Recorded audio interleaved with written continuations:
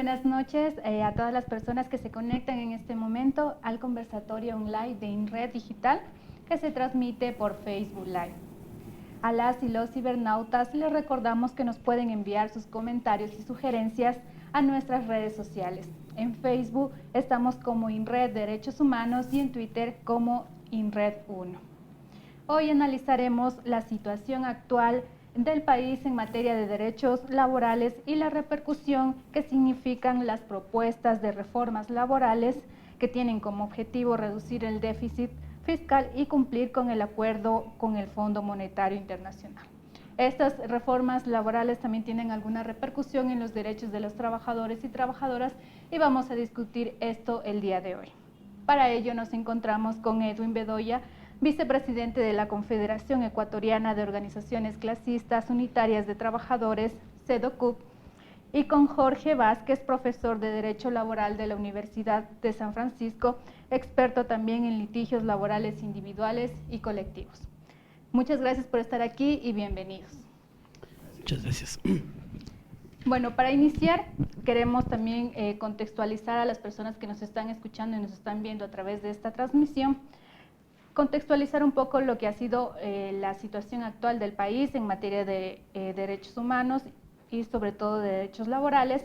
Podemos recordar también algunos hechos. Dentro de las medidas económicas adoptadas mediante el decreto ejecutivo, que ya lo conocemos, 883, se disponía que las vacaciones para empleados públicos bajen del 30 a 15 días al año y también que se aporte mensualmente con un día de su salario.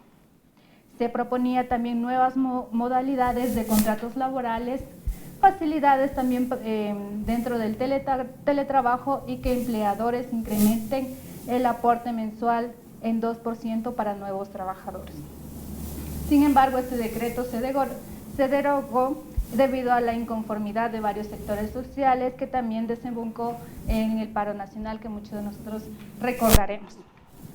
También tenemos otro hecho importante que ha pasado últimamente, es lo del pasado 29 de octubre, cuando el presidente Lenín Moreno se reunió con la dirigencia del Frente Unitario de Trabajadores del FUT en el Palacio de Carondelet para llegar a acuerdos en temas de reformas laborales. Dicho esto, quisiera dar la bienvenida a Edwin.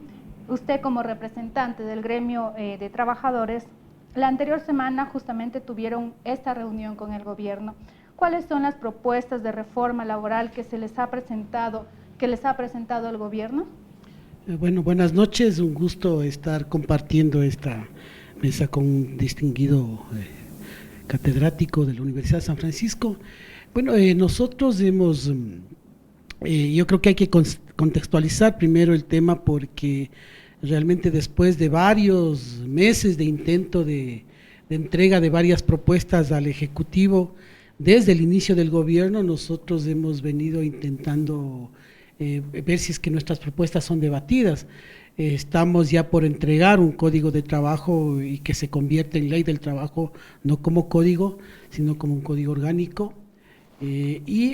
Nosotros queríamos esto discutirlo con el gobierno y ver la posibilidad de que esto se lo debate en la Asamblea. Ya los hechos pasados que ya tiene conocimiento la ciudadanía hizo que justamente el gobierno se vea obligado a sentar a las organizaciones sociales, laborales, bajo el tema de la reforma económica y una reforma laboral que fue básicamente presionada desde el Fondo Monetario Internacional y que esto iba a generar para nosotros un grado de precariedad, más aún en el contexto actual donde tenemos más de 5 millones de trabajadores en el desempleo y en el subempleo. Tenemos una división internacional del trabajo donde considerábamos que en este código en el que estamos presentando que hay que actualizarlo de acuerdo a las nuevas formas de trabajo. Hay plataformas móviles, el teletrabajo, hay un sinnúmero de actividades y servicios producto justamente de la globalización, de la deslocalización de las empresas transnacionales en la producción de bienes y servicios, es decir, una serie de aspectos que ameritan reformar este Código del Trabajo, no en el tema básicamente de derechos, sino justamente en regular estas nuevas actividades y servicios. En virtud de eso, nosotros hemos enviado varias propuestas Y después del conflicto de octubre, después de las movilizaciones y las protestas, el gobierno por fin nos dio una primera reunión donde se establecieron 5 puntos de acuerdo por intermedio de los mediadores tanto de la ONU como de la Conferencia Episcopal, que jugaron un papel, nos parece importante, y la Organización Internacional del Trabajo. Ahí se establecieron 5 puntos de acuerdo para entrar a dialogar sobre varios puntos en las reformas laborales. Ahí estaba el primero, el tema de establecer las mesas de trabajo para tratar todas las reformas laborales que estamos debatiendo. Lo otro era establecer la reestructuración del Consejo Nacional del Trabajo, donde nosotros no teníamos ninguna representación, puesto que desde Correa se fue reestructurando este Consejo Nacional del Trabajo, y lo que sirvió justamente es para justificar con aliados a los gobiernos de propuestas que lesionaban los derechos de los trabajadores. Entonces se consiguió este primer acercamiento, y el Ejecutivo estaba de acuerdo. El otro tema es justamente el hablar por intermedio de la OIT, conformar una comisión con la OIT, en donde las comisiones técnicas de la OIT nos ayuden en estas mesas de las reformas laborales para poder establecer mecanismos de acuerdo y mecanismos que nos permitan presentar una propuesta común frente a la Asamblea. El otro aspecto es también el posesionar a los representantes de los afiliados en el Seguro Social, que tampoco lo tuvimos desde la época de Correa. Se eliminó la representación de los trabajadores en la Seguridad Social, y por tanto no teníamos representante. Había un dictamen de la Corte Constitucional en donde le pedía a la Asamblea que en un plazo determinado, más o menos de 3 meses, establecieran un reglamento para nombrar los nuevos delegados. Sin embargo, ya ha pasado más de un año y no se lo ha hecho. Entonces, lo que nosotros les propusimos al Ejecutivo, de que como todavía no se establece el reglamento, debería funcionar el antiguo reglamento para nombrar a los nuevos delegados al Consejo Superior del IES, que ya los actuales estaban prorrogados, incluso el de los empleadores ya está prorrogado. Entonces, esos son los acuerdos básicos para establecer ya las mesas de trabajo y empezar a trabajar. Hoy estamos esperando esta semana la reunión con el ministro de Trabajo para establecer la logística, la mecánica de trabajo en las mesas, los temas, los ejes temáticos para poder ir discutiendo. Entonces, hasta ese espacio hemos llegado, y nos parece a veces imprudente porque los caminos que toma el gobierno, porque también dentro de la proforma presupuestaria que está presentada, ahí topa temas de derechos laborales como los derechos colectivos, el tema de contratación colectiva, cuando se habla de reducción del presupuesto para las GATS, donde están establecidos los contratos colectivos de los trabajadores. Está también el tema del presupuesto que estaba establecido para las universidades, que es una lesión también al posible ingreso de más jóvenes en las universidades. Y está el tema del despido de trabajadores por la reducción de la masa salarial. Es decir, hay una propuesta presupuestaria que conlleva a este tipo a generar más desempleo, y no hay ninguna respuesta para la generación de empleo. Entonces, ese es lo que nosotros habíamos mencionado, que la propuesta de los sectores empresariales más iba a precarizar el trabajo, que no había una propuesta cierta de generar empleos, por decirle, a ver, nosotros vamos a traer una inversión de tanto en la construcción y vamos a ocupar a tantos trabajadores. Es decir, esas propuestas son las que generan empleo, es decir, la inversión. La otra propuesta que nosotros decíamos que era más económica, el tema de la reducción de las tasas de interés a los pequeños y medianos productores y a los pequeños emprendimientos, para que estos sean sostenibles desde el tiempo, pero también para oxigenar a la pequeña y mediana industria de los intereses que tienen que pagar por préstamos para poder potencializar su capacidad. instalada. Entonces, esos son temas que nosotros decíamos, por eso no es necesaria una reforma laboral en ese aspecto, sino más bien una reforma económica que permita viabilizar este tipo de inversiones para generar empleo. Entonces, estamos, como digo, en esa etapa de ir a los debates en las mesas y ver que el país salga ganando, no los sindicatos, no un sector de las empresas, sino más bien que el país salga adelante. Ese es el propósito. Entonces, como puntualizando, podríamos decir que el acuerdo que se ha llegado con el gobierno es realizar justamente estas mesas de trabajo y conformar también, dentro de los trabajadores, también conformar este Consejo del Trabajo. Así es, exactamente es eso. Justamente nosotros hemos pedido la reestructuración del Consejo Nacional del Trabajo con presencia de nuestros representantes, lo del IES, que también nos parece, y la estructuración de las mesas, que con el apoyo logístico de la Organización Internacional del Trabajo. Exacto. Entonces, desde el gobierno también se ha dicho que se quiere mandar un proyecto de reformas laborales a la Asamblea. ¿Hay un plazo para este diálogo, para conformar también estas propuestas desde los trabajadores?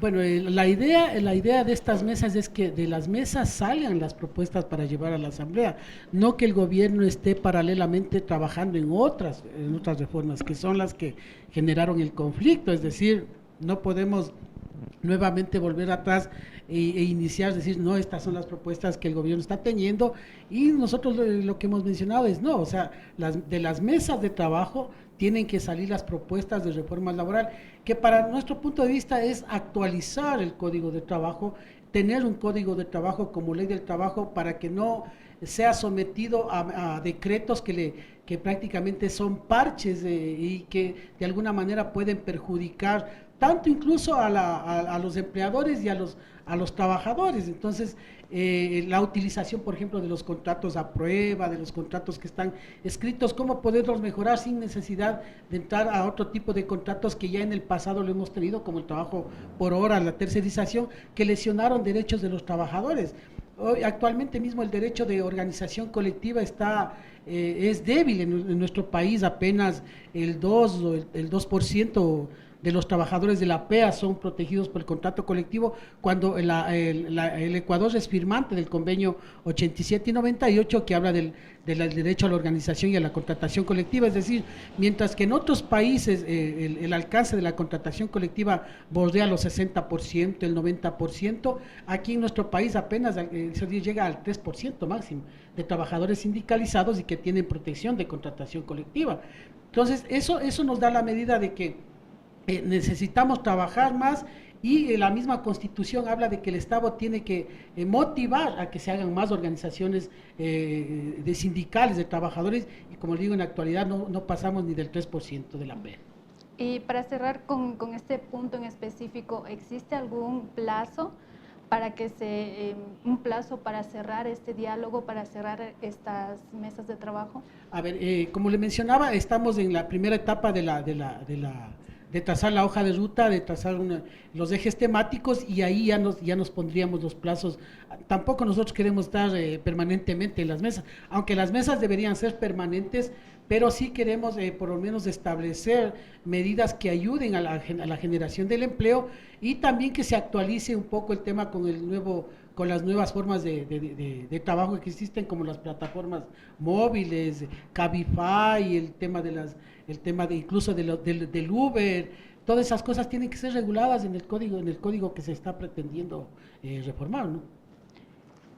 Exacto. Ahora también queremos dar la bienvenida al profesor que está aquí presente. Muchas gracias por la participación. Con usted también queremos conversar y también ver cuál ha sido el discurso que maneja el gobierno, porque lo que se maneja desde el gobierno, se dice que las reformas laborales son necesarias para dinamizar la economía y también para blindar la dolarización. Doctor Jorge, haciendo como una mirada histórica y también académica de las reformas laborales que se han hecho en Ecuador, ¿por qué ahora es indispensable este cambio? Gracias, buenas noches a todos, un saludo al señor Bedoya y a todos los amigos que nos escuchan en este agradable conversatorio. Las leyes responden a los momentos históricos. En esa época el momento histórico era diferente. Estábamos saliendo de una transición Primera Guerra Mundial, en donde el mundo se polarizó en capitalismo y socialismo y comunismo. Y entonces muchas ideas de esas fueron muy atractivas para los juristas de esas épocas y evidentemente hicieron algo que es correcto.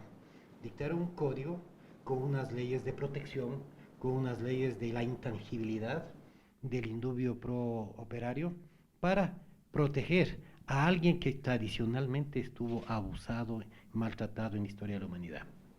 Pero los tiempos fueron cambiando y han ido cambiando de tal manera que estamos con unas nuevas tecnologías, estamos con unos nuevos tiempos y evidentemente que las leyes tienen que responder a los actuales momentos. Durante la época que yo he vivido y he podido palpar el derecho de trabajo, vi una gran transformación, por ejemplo, en la época de la dictadura militar. Se dictaron los famosos decretos antiobreros que, si bien es cierto, tuvieron un interés de incentivar el trabajo y efectivamente hubo una inversión extranjera interesante en esa época porque ustedes deben recordar que las fábricas aquí en el país recién se montaron a partir de los años 70, cuando empezamos la explotación petrolera.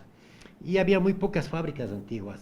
Y entonces se establecieron en esa época de la dictadura unas leyes duras contra el sindicalismo y contra los trabajadores, que luego cambiaron cuando regresamos a la democracia.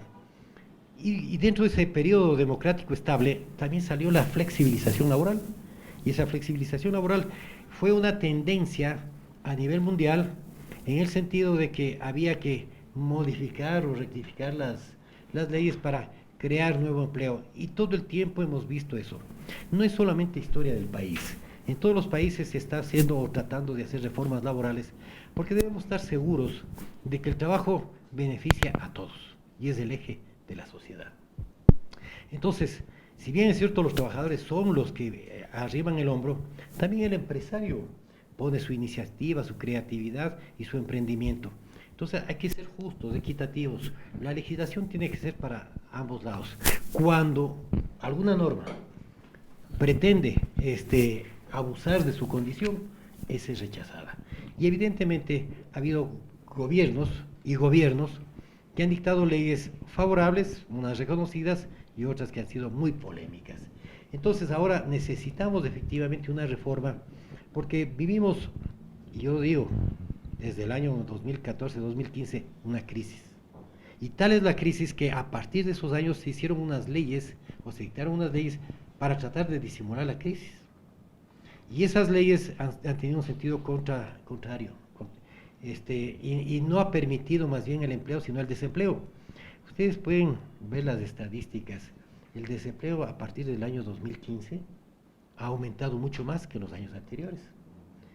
Y uno dice, ¿y por qué será? Entonces, haciendo algunos análisis, encontramos, por ejemplo, que la ley de justicia laboral ahuyentó a muchos empresarios, asustó a muchos empresarios y empezaron a producir despidos. Y fueron cerrando empresas, y eso es fácil revisar en las estadísticas estatales y públicas, de que a veces la ley, el buen sentido de la estabilidad que se busca con la legislación laboral, puede ser mal interpretada o causar un poco de temor.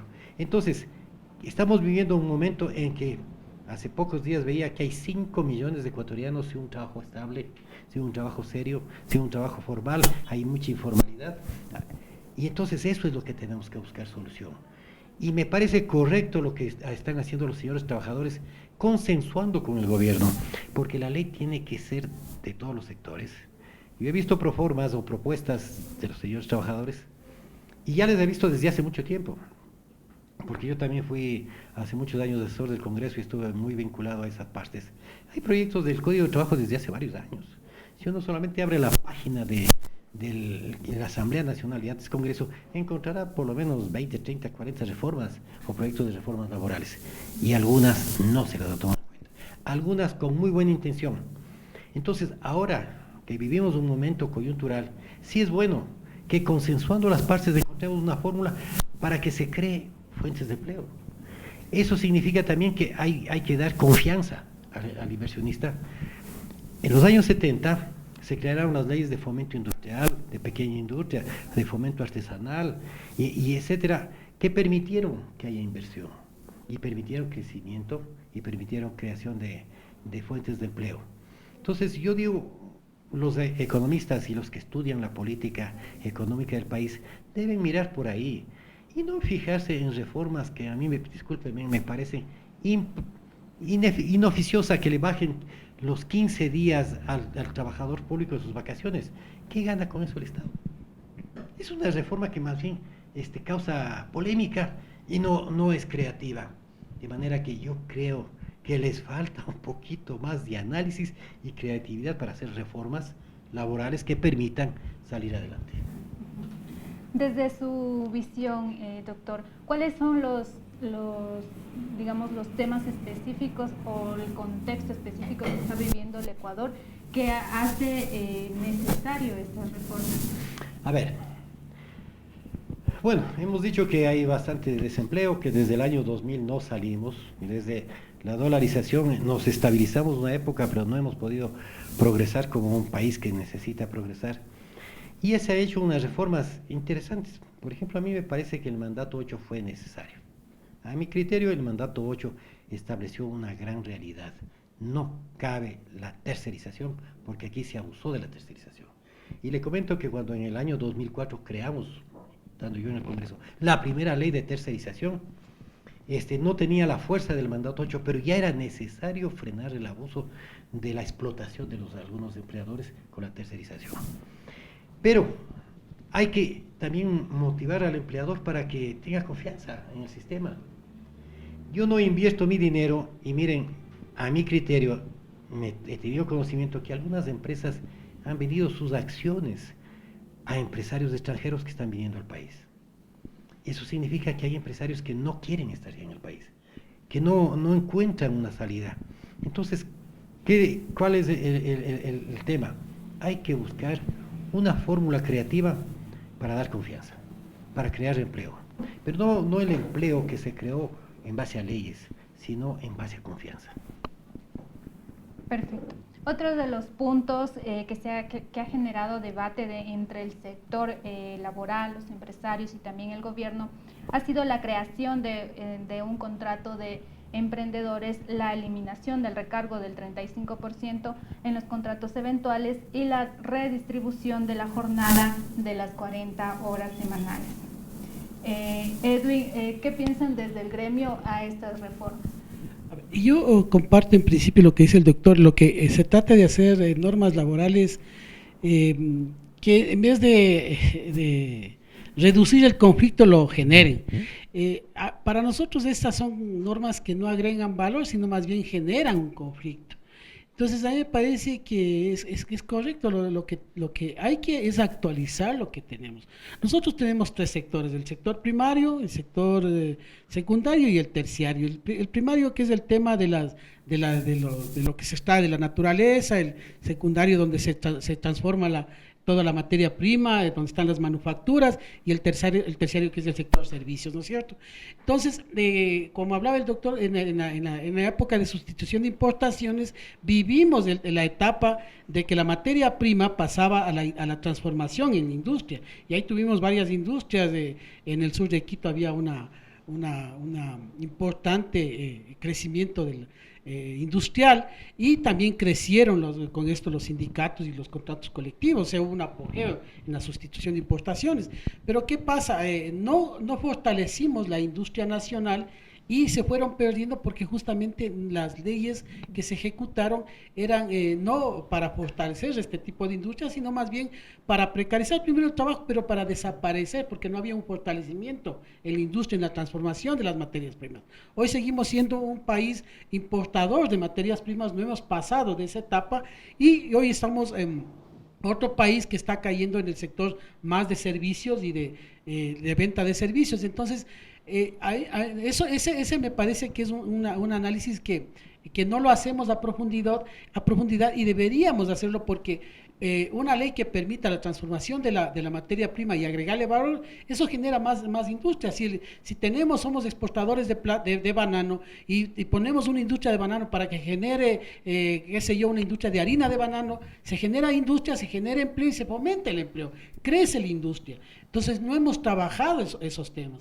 Entonces, cuando nos plantean este tipo de temas de la reducción, de trabajar las 48, las 40 horas en 3 días y después del día sábado, vemos que prácticamente el sector empresarial solo mira el tema de cómo bajar el costo de la mano de obra. ¿A qué me refiero? Con eso yo no pago horas extras, no pago horas suplementarias los sábados y domingos. Entonces, eso genera un conflicto, porque se trata de que también el trabajador también pueda tener un ingreso adicional. Entonces, ese tipo de planteamientos no agregan valor al generar empleo. Más aún cuando justa el discurso incluso del sector empleador antes del planteamiento de las reformas era que había mucha tramitología en el tema de la creación de las industrias y en el tema justo de cómo llevar una industria. Entonces ellos hablaban del exceso de tramitología y que estamos de acuerdo, que eso es lo que se debería atacar. Hablaban también del crédito. Entonces esas son cosas que podríamos trabajar para poder generar a que las pequeñas y las medianas empresas, que son las que generan más del 60% del empleo, son las que deberíamos protegerles, y las que deberíamos protegerles incluso del tema de los oligopolios y los monopolios. Lo que decía el doctor, es decir, teníamos empresas importantes en el pasado y después de un tiempo les fueron absorbiendo las grandes empresas. Entonces, nuestras empresas pequeñas empezaron a desaparecer. Miren, la fábrica Pony, usted se acuerda de la fábrica de zapatos Pony, desapareció. Fábrica Ato, una empresa importante, manufacturera, constructora de muebles, desapareció. Textiles Ecuador y las textileras ayer hacían un pronunciamiento de que están en un proceso de peligro. Nosotros hemos tenido una experiencia de acercamiento, por ejemplo, con estas empresas, y ellos, ¿qué nos han dicho los empresarios? Vean, la materia prima es cara. La materia prima para importar es muy cara y por eso es que nos vemos obligados primero a reducir partes de procesos de elaboración de las telas, procesos de elaboración de los productos. Entonces, ese es el impacto que están generando.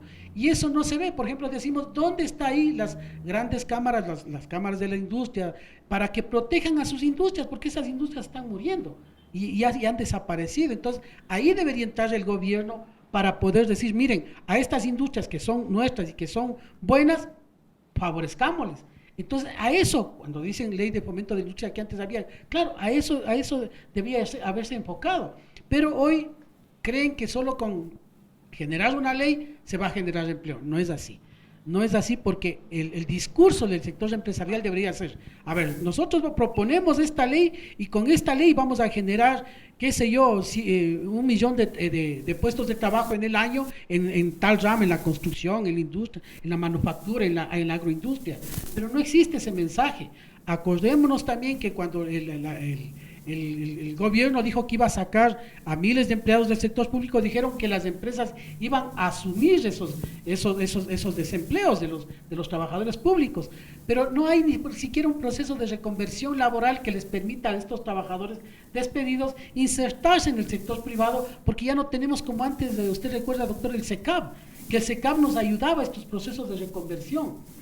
Entonces, lo que tenemos es una mano de obra, 5 millones de trabajadores, una oferta de mano de obra, y que eso permite que se aproveche la empresa y demande claro, trabajadores de más baratos. Y por eso nosotros decimos que ahora el trabajo se ha vuelto una mercancía, porque solo se está midiendo la productividad en base de cómo precarizo yo el costo de la mano de obra y no de otros procesos de trabajo que son indispensables. Yo vengo de la industria manufacturera, yo vengo de la industria metal mecánica, de una industria transnacional, y por eso es que justamente viendo ese panorama de cómo funcionan las empresas, hemos hecho nosotros estas propuestas que estamos elevando. Por ejemplo, nosotros, ¿cómo no vamos a estar de acuerdo en esta propuesta de jubilación patronal para evitar los despidos cuando uno está trabajando 25 años en una empresa y reciba su jubilación patronal? Y los empresarios obligan o despiden trabajadores antes de cumplir los 20 años. Entonces, hoy el gobierno dice, bueno, planteemos esta, de acuerdo. Entonces, está de ponernos de acuerdo cuál es el punto de arranque para poder motivar a que las empresas ya no despidan a trabajadores y puedan cumplir un ciclo importante en las empresas. Tenemos trabajadores de experiencia.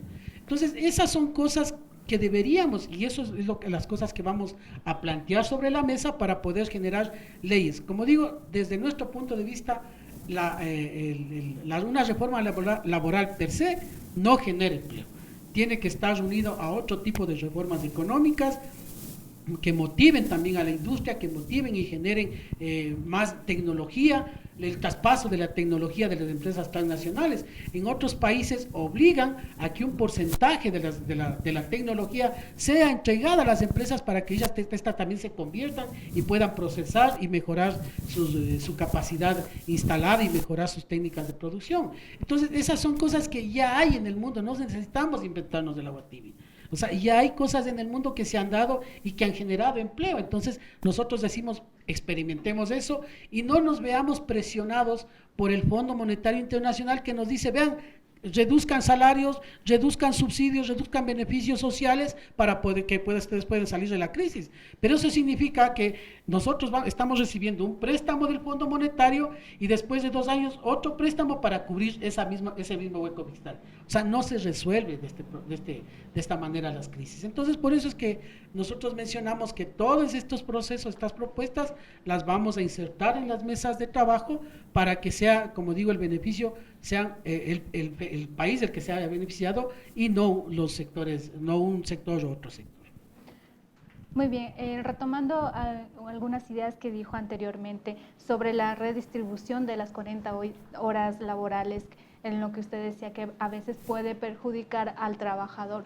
¿Existen dentro de estas propuestas que se ha dado desde el gobierno, existen otras propuestas que estén tal vez vulnerando estos derechos laborales?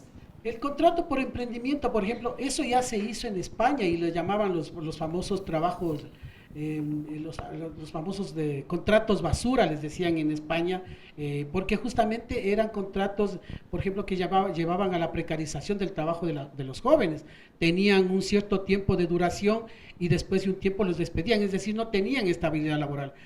Nos invitaron alguna vez a una universidad particular aquí en Quito y nosotros les preguntábamos a los jóvenes, les decíamos, bueno, ¿ustedes quieren estabilidad laboral? Y ellos nos decían sí. El sector empresarial dice que a un joven no le interesa la estabilidad laboral. Claro, un joven cuando recién empieza a ubicarse en donde se va a sentir bien laboralmente y ahí se queda. Pero no es que no busque estabilidad laboral, porque un joven también busca un futuro, dice yo, bueno, tengo que jubilarme algún rato. Entonces, por tanto, tengo que buscar un trabajo que me genere esa estabilidad laboral. Entonces, no es tan así de simple decir que los jóvenes están de una empresa a otra, porque esa es la forma actual que tienen los jóvenes de ser. Pero no siempre vamos a ser jóvenes, pues.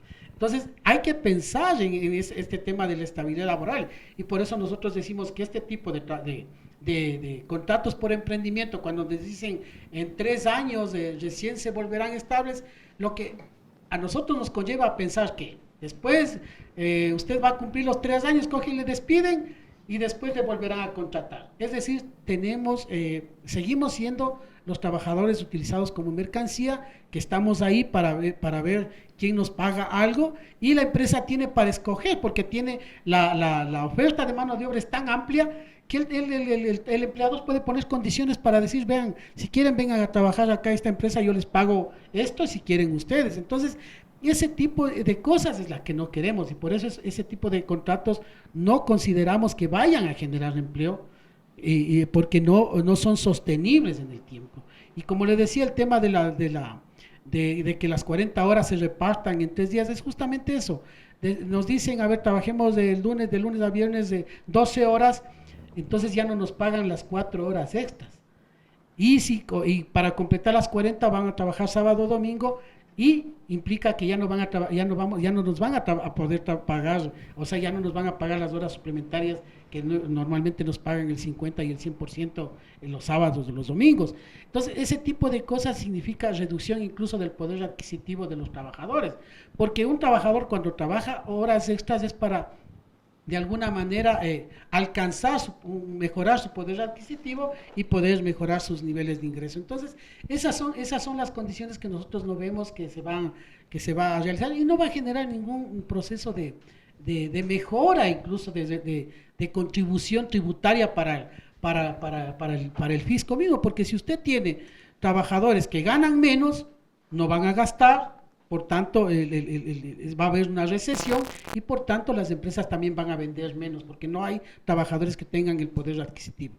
Le doy un dato, a la Cámara de Industriales de Pichincha, en una mesa que estuvimos antes de este gobierno, y ahí me acuerdo del señor Yunda, que estaba de asambleísta, nos invitó a una reunión con los sectores empresariales y el sector de la Cámara de la Construcción decía, con este salario básico que tienen los trabajadores, no son sujetos de crédito para obtener una vivienda. Es decir, ¿cuál es el mensaje? Que si los trabajadores no tienen poder adquisitivo para poder solucionar sus problemas de vivienda y de servicios básicos, entonces, ¿cómo podemos mejorar las condiciones de vida de los trabajadores en el país? No se genera ese círculo productivo lógico que si usted tiene capacidad de compra, usted gasta más y por tanto las empresas van a tener que invertir más y van a tener que contratar más trabajadores. Entonces ese es un círculo virtuoso que permite que el país prospere, mejora sus pequeñas y sus medianas industrias y eso es en concreto lo que nosotros queremos plasmar en estas mesas de trabajo y que aspiramos que nuestras propuestas sean escuchadas. Muy bien. Jorge, en este mismo, justamente retomando este mismo tema, ¿qué piensa usted? A ver, ¿Qué considera hay un usted? punto que usted preguntó y que vale la pena aclararlo. Esto de repartir las 40 horas en varios días de la semana ya existe, ya está establecido. Hay la jornada prolongada o la jornada reducida, es ley que se dictó hace un par de años, en 2016.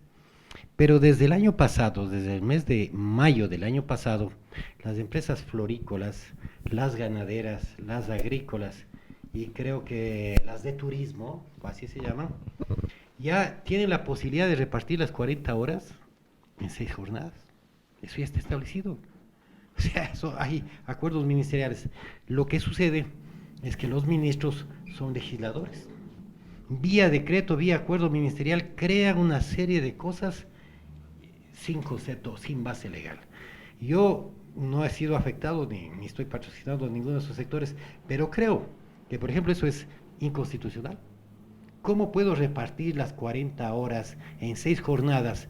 Y lo que dice el señor Bedoya, pierden las horas extraordinarias de los 10 sábados, pero eso ya existe. Entonces, aquí hay falta de coherencia en la asesoría legal del gobierno. A mí me parece, y vuelvo a repetir, que aquí falta creativos. Yo estaba revisando mientras hablaba el señor Bedoya, un ejemplo.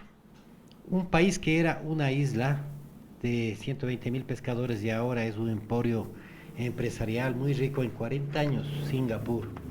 ¿Qué hicieron? La gente se preparó en las universidades para buscar la forma de cómo crear empleo en un país tan pequeño y atrasado. Y ahora vaya a ver, es una potencia mundial en 40 años. Porque hubo creativos que dijeron, aquí vamos a invertir, vamos a dar estas facilidades, vamos a traer tecnología, vamos a lograr como gobierno que se instalen tales y tales empresas necesarias y sobre todo también el turismo. Entonces, falta creación. Vuelvo a decir, las reformas que yo he visto son reformas muy tibias, 4 ejes, rebajar a los trabajadores públicos, obligarles a que paguen un día adicional de salario. Realmente, discúlpeme, reformas que lo que hacen es conflictuar, no dar paz social. Hay que buscar soluciones grandes. Y evidentemente que en esto tienen que los trabajadores también colaborar. Si vamos a hacer un gran proyecto nacional, pues vamos a ponernos de acuerdo en las reglas de juego. El trabajador tiene derecho a ganar salarios buenos, pero también tiene que apoyar a este tipo de reformas. Pero reformas básicas, fundamentales, y no quedarnos con pequeñas parches, porque yo soy abogado 36 años y antes, cuando estudiante, fui un trabajador del Ministerio de Trabajo, empleado del Ministerio de Trabajo. He visto todos estos 40 años reformas, en pro o en contra, sí o no. Ha habido un vaivén, según el gobierno, y ha sido utilizado hasta políticamente las reformas laborales. Entonces uno tiene que desprenderse de esa situación, y si quiere hacer país, pues hacerlo en forma consensuada, pero positiva. Muy bien. Y si es que existiera, digamos, este tipo de vulneraciones a trabajadores y trabajadoras, ¿cuáles son los mecanismos para evitar estas vulneraciones? Bueno, quienes defiendan ese sector tienen que hacer la acción de inconstitucionalidad. Por ejemplo, el señor presidente anterior hizo algo que la Corte Constitucional se demoró 3 años en resolver cuando frenó las utilidades de los trabajadores, a ponerles máximo 24 salarios. Algo inconstitucional. Presentaron demandas y nadie les hizo caso. Salió de ese gobierno y recién ahí empezaron a analizar. Y cuando ya esa corte iba a ser cesada, ahí resolvieron y decretaron que era inconstitucional. Eso es lo que hay que hacer, reclamar esos derechos, pero por la vía legal. Si algo está violando mi derecho, ¿cuál es mi acción? Recurrir ante la autoridad competente, que en este caso el Tribunal de Garantías Constitucionales. No hacer la protesta, sino ir por la ley. Como abogados defendemos la ley. ¿Okay? En el caso de ustedes como gremio que garantizan los derechos de los trabajadores, ¿cuáles serían otro tipo, bueno, estamos hablando igual de propuestas tanto del gobierno como de ustedes, cuáles han sido otro tipo de propuestas para garantizar que esta flexibilidad o esta redistribución de la jornada no vulnerice los derechos de los trabajadores? Bueno, nosotros de hecho hemos dicho que nos oponemos a este tipo de propuestas y justamente estando de acuerdo con el doctor, es cierto, porque no son propuestas, a ver, el gobierno nos ha dicho, a ver, estas propuestas son para generar empleo. O sea, lo que hay que preguntarse qué tipo de empleo, en qué sectores, y cómo vamos a aplicarlo, y no se lo ha dicho.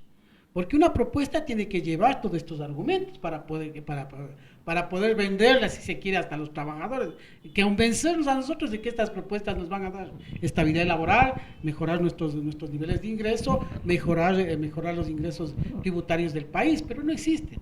No existen, han sido propuestas que de alguna manera están siendo presionadas desde organismos financieros internacionales como el FMI y que el gobierno está como obligado a cumplirlas. Entonces, no son propuestas debatidas ni consensuadas. Fíjese, ahora el sector empresarial ya se echó para atrás de la propuesta, es decir, ya el sector empresarial está rechazando algunas cosas. Entonces, es porque justamente no tienen este sostén. Y coincido con el doctor decir que estas propuestas están hechas más bien a un nivel más político clientelar. Ese es el tema, o sea, es un clientelismo, el ver cómo le favorezco a algún sector y le doy a otro poquito para que no se queje. No es así. O sea, son medidas parches que eso implican y generan más conflictos. Entonces, lo que aspiramos nosotros, es cierto, nosotros hemos antepuesto a la Corte Constitucional varias demandas de inconstitucionalidad que hasta la fecha incluso están siendo tratadas. Recién por ejemplo, pusimos la demanda para el tema del conocimiento del rechazo de la firma con el FMI, porque nosotros consideramos, como dice la Constitución, es un convenio internacional y que eso debe ser discutido a nivel de la Asamblea y no se lo ha hecho. Entonces, por tanto, nosotros metimos esa demanda. De los otros temas de las utilidades, es decir, hemos metido demandas constitucionales, pero desgraciadamente ahí viene el tema de cuál es el manejo de los jueces constitucionales en favorecer a uno o tal sector. Y a veces ni lo favorecen ni a las mismas empresas nacionales, lo que favorecen es al gran capital financiero internacional. Entonces, esas son las cosas que nosotros, de alguna manera, aspiramos, como digo, que en esta mesa se debatan estas propuestas a profundidad. Es decir, si yo genero una propuesta de reforma laboral que nos permite actualizar a los nuevos servicios del trabajo, a la nueva División Internacional del Trabajo que existe en el mundo y aquí en el país, entonces, sí, hay que actualizar el Código Laboral. Pero no se puede hacer una reforma que elimine derechos o que precarice el trabajo. O sea, ese es el key, digamos, del asunto. Esos son los principios que deben prevalecer en una reforma. Que no limite derechos, y como lo dice la Constitución, que sean los derechos progresivos, es decir, que se vayan mejorando en el tiempo. Que motive la contratación colectiva y la organización sindical. Como le digo, en muchos países el movimiento sindical tiene un porcentaje alto del 60%, del 90%, y son países, yo me refiero a los países nórdicos, porque tienen un nivel de 90% de movimiento sindical y donde la democracia es equitativa, es decir, las relaciones de poder se manejan de manera equitativa. Y ahí se puede pelear al mismo nivel, si se quiere. Pero acá no, nosotros tenemos casi cerca de un 3% de organización sindical y eso, de alguna manera, frente a las propuestas de los grandes capitales, claro, tiene un peso político, económico a los gobiernos que ingresan y que los gobiernos tienen que, de alguna manera, ser sumisos a las demandas que ellos lo hacen. Entonces, por eso es que nosotros buscamos mejorar el tema de derechos en las propuestas que nosotros les englobamos, sin, como le digo, sin dejar pasar de que es necesario fortalecer nuestras empresas nacionales, fortalecer nuestros pequeños emprendimientos, porque en el mundo son las pequeñas y las medianas empresas las que generan más trabajo, más que las grandes empresas. Entonces, por eso es que nosotros apuntalamos a que la reforma sea en esa dirección. Edwin, por otro lado, usted manifestó que está de acuerdo con la propuesta de la jubilación patronal. Coméntenos, ¿ha existido algún acuerdo en cuanto a eso? Tal vez los pormenores, el porcentaje de esta contribución del empleador y cómo se realizaría este fondo de reserva. A ver, nosotros habíamos ya, bueno, hace varios años, me acuerdo, había el doctor Terán, en esa época, cuando estaba el ingeniero Pinto, me parece que estaba de presidente de Industrias, y habíamos casi llegado a un acercamiento. Lo que faltaba era el punto de partida para empezar a crear el fondo de jubilación patronal. Hoy lo que nos están proponiendo, es partir del 2% del salario de los 5 mejores sueldos, como se le calcula normalmente la jubilación patronal, y por el coeficiente, unos coeficientes que están estipulados en el Código de Trabajo. Entonces nosotros hicimos un análisis de lo que estaban proponiendo y nosotros decíamos no, o sea, el 2% es menos de lo que ya nos están pagando, y es decir, nosotros estamos recibiendo, de acuerdo al código, el 5%, me parece, del sueldo, de los 5 últimos sueldos, y multiplicado por el coeficiente. Entonces nosotros decimos, partamos de lo que tenemos, es decir, ni siquiera nos movamos, o sea, partamos de eso y arreglemos el tema de que los 25 años pueden ser cumplidos en diferentes empresas, y que este fondo sí, sea acumulativo en el banco del IES, y que este banco del IES se convierta en banca de primer piso, y que este fondo sirva incluso para préstamos a las pequeñas y medianas empresas. ¿Cuál era una de las quejas que tenían el sector empresarial, hablando de la jubilación patronal? Que ellos tenían un activo, un pasivo, digamos, ahí reservado, y que no lo podían mover. Entonces nosotros decimos, muy bien, ese pasivo se va a mover. Ese pasivo se va a depositar en el banco del BIES, y este pasivo puede servir para poder que las empresas que están cumpliendo con este tema del pago de la jubilación patronal sean favorecidas con un préstamo para poder reactivar la industria, mejorar sus condiciones de servicio, de manufactura, el tema de las empresas. Entonces, eso garantizaría a que este dinero, después de los 25 o los 20 años que el trabajador lo tenga en ese fondo, pueda ser retirado o pueda ser utilizado de mejor manera. Entonces, esa es la propuesta que nosotros estamos haciendo. Por eso digo, en principio sí estamos de acuerdo, para evitar justamente el despido de los trabajadores que vayan a cumplir los 20 años, sean despedidos, es decir, que en primera instancia nosotros estamos de acuerdo que los trabajadores que estén cumpliendo 20 años o 25 años en diferentes empresas tendrían esa posibilidad. Entonces, ahora el tema es el punto económico, si se quiere, es el punto de arranque económico. Y nosotros ahí decimos que se parta desde que el cálculo que ya se tiene en el actual Código de Trabajo. Esa es un poco la propuesta que nosotros estamos llevando. Y dentro de esta propuesta, desde el área jurídica, desde el área legal, ¿cómo evitar que existan, digamos, vacíos jurídicos o legales que perjudiquen al trabajador en cuanto a este fondo, tal vez realizarlo dentro de una institución pública, privada, que después no les perjudique en cuanto a devolverles o prestarles el dinero? El tema de la jubilación patronal es un tema que viene conflictuando desde hace 81 años. Y más, en el año 1936 se dictó la primera ley del Seguro Social, de la Caja de Pensiones. Y se encontró que ahí se establecía la forma de jubilación para los trabajadores. Tenían que cumplir 25 o 30 años de aportes, etcétera, etcétera. Pero ¿qué pasaba con la gente de los años anteriores? Entonces, en forma como una disposición transitoria, se estableció que aquellos que ya tenían trabajando más de 20 años o 25 años sean jubilados patronalmente, pero en esa transición. Sin embargo, eso se volvió un derecho adquirido, y con el pasar de los años nadie tomó en cuenta la cuestión de la jubilación patronal. Llegamos a la época de la dolarización y las jubilaciones personales que tenían un sistema de cálculo muy pobre resultaban un dólar 60 de jubilación, porque era un tope de 40.000 sucres, recordando que el sueldo básico era 100.000 sucres en esa época. Entonces, casi se evaporó la jubilación patronal.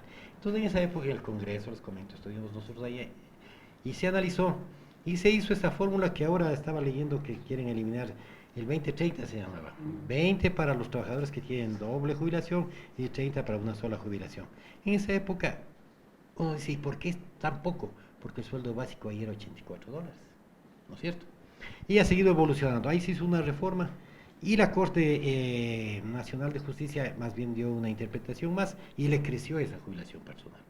Y se ha vuelto un pasivo importante y fuerte para las empresas, porque el Ministerio de Finanzas o Ministerio de Economía, como han ido variando los nombres, obligó a hacer esta reserva matemática. A partir de los 10 años las empresas tienen que hacer una reserva matemática para jubilación personal y es un fondo que no tiene sentido, pero que es fuerte para la empresa y que no se puede utilizar. Entonces, eso tiene que desaparecer.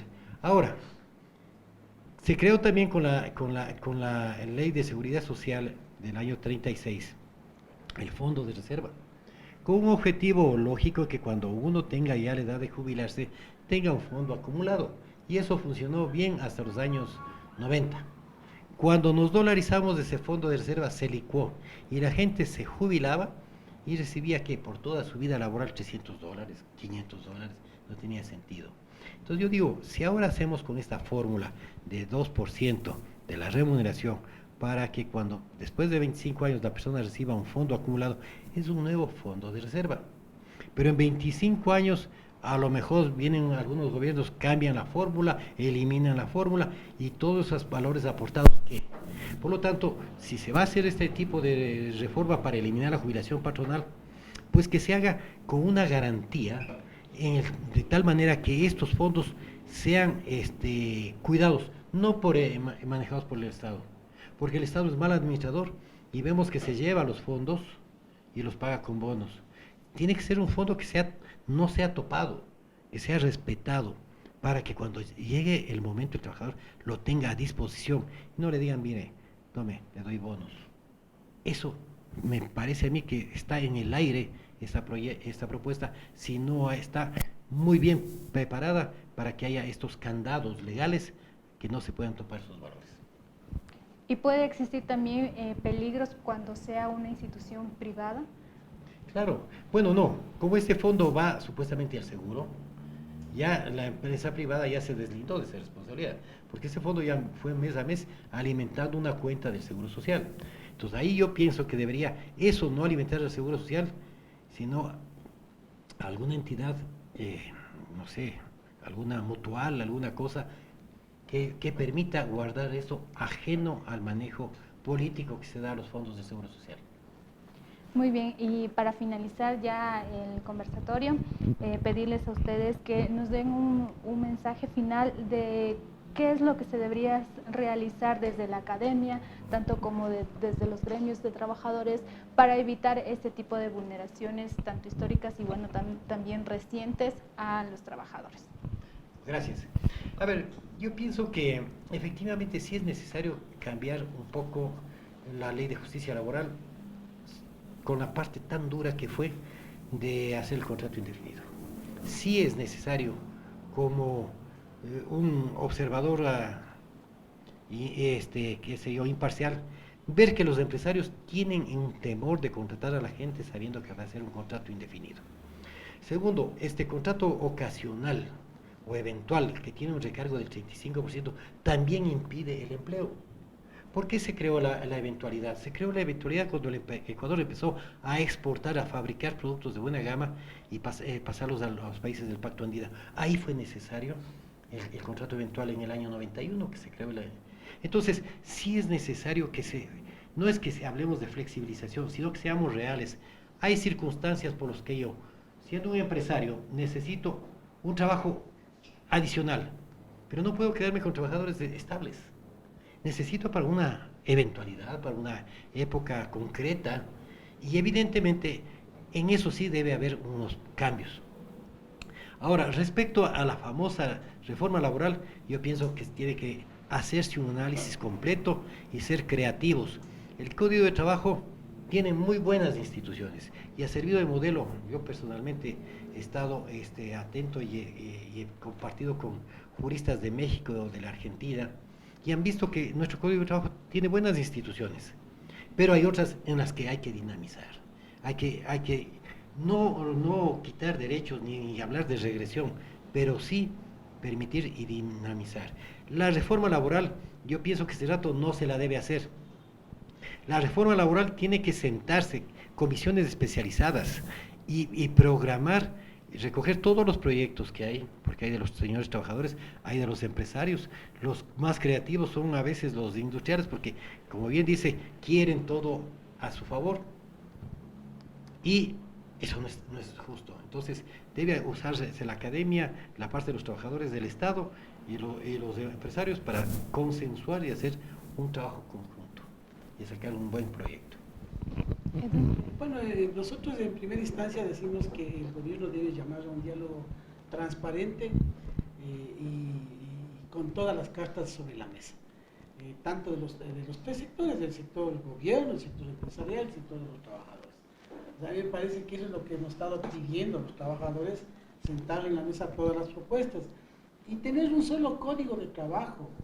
No podemos tener hoy tenemos la ley para los públicos, la ley para los trabajadores que están en el sector público y bajo el Código del Trabajo, y la ley para los trabajadores del sector privado. O sea, tenemos tres instituciones cuando deberíamos tener una sola ley, como hay en los otros países. Una ley del trabajo que esté precautelando el tema de los derechos, una ley del trabajo que ayude a dinamizar el tema de las industrias, una ley del trabajo que permita eliminar esas tramitologías que tanto están reclamando el sector empresarial, pero una ley sobre todo que sea progresiva en el tema de derechos económicos, sociales y derechos colectivos, como el tema del derecho a la organización y a la contratación colectiva, porque la contratación colectiva, como lo establece el principio de la Organización del Trabajo, del Internacional del Trabajo, es una institución que permite la distribución per se de la riqueza en cada una de las empresas. Entonces, nosotros nos parece que hay que mejorar estos niveles de organización, tener organizaciones fuertes, tanto empresariales como sindicales, para que tengan un nivel de representatividad importante y que les permita tener un nivel también de discusión al mismo nivel, valga la redundancia. Entonces, a nosotros aspiramos que este comienzo sea iniciar con esta transparencia que se le pide al gobierno y no estar jugando a dos cartas. No podemos tener un gobierno que negocie acá con el lado que generó el conflicto o que se está generando conflicto y tenga organizaciones creadas por los gobiernos que está prohibida por la OIT y que se sirva de esas organizaciones para poder justificar que ellos sí están de acuerdo con las reformas que ellos plantean. O sea, no podemos negociar de esa manera. Entonces, eso es lo que le decimos al gobierno. Seamos transparentes, pongamos las propuestas en la mesa y sentámonos a debatir. Lo que estamos de acuerdo, lo llevaremos a la asamblea, lo que estamos en desacuerdo, veamos en qué podemos ponernos, cuáles son los puntos comunes y lo llevaremos en mejor. Yo estoy de acuerdo con el doctor.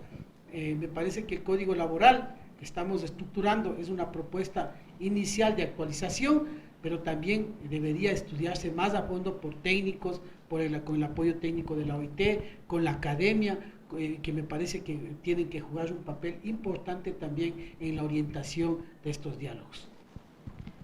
Muy bien, queremos agradecer la presencia de Edwin Bedoya, vicepresidente de CEDOCUP, y también Jorge Vázquez, quien es profesor de la Universidad San Francisco. Muchas gracias por compartir con nosotros, con las personas que nos están viendo en este momento. Desde su experticia han contribuido a este debate que es muy importante justamente en el contexto que se desenvuelve en el Ecuador. Así que muchas gracias por estar aquí. También agradecer a las personas que nos acompañaron en esta noche. Recordarles que nos pueden escribir a nuestro correo institucional comunicación@inred.org para tal vez dar alguna sugerencia y también proponer temáticas sociales a tratar. Mi nombre es Yuli Gaona Estos conversatorios los podrán observar también en nuestro canal de YouTube, INRED Digital. Muchas gracias y hasta la próxima.